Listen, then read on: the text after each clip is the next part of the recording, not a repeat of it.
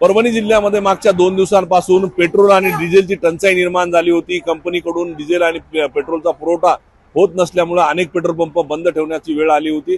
मात्र ही परिस्थिती कुठेतरी आता सुरळीत होताना दिसून येत आहे। मी सध्या परभणी शहरातील आर पेट्रोल पंपावर आहे। जर इथं बघितलं तर पेट्रोल आणि डिझेल दोन्हीची उपलब्धता झालेली आहे आणि नागरिक जे आहेत ते पेट्रोल आणि डिझेल दोन्हीही टाकून घेण्यासाठी या पंपावर आलेले आहेत।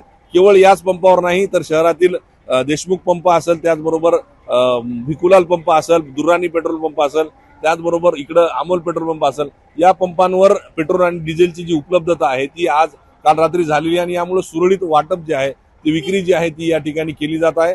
अजूनही काही पंपांवर पेट्रोल आणि डिझेलची उपलब्धता ज्या क्षमतेमध्ये पाहिजे त्या क्षमतेमध्ये झालेली नाही। त्यामुळे तिथली परिस्थिती जरी वेगळी असली तरी बहुतांश पंपांवर आता पेट्रोल आणि डिझेलची उपलब्धता झालेली आहे।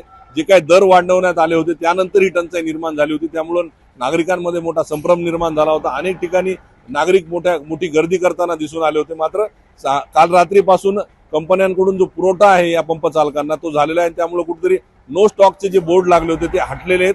पेट्रोल आणि डिझेलची जी विक्री आहे ती सुरळीत होताना पाहायला मिळत आहे आणि यामुळेच कुठेतरी नागरिकांचा जो होणारा त्रास जो आहे तो कमी झाल्याचंही पाहायला मिळत आहे।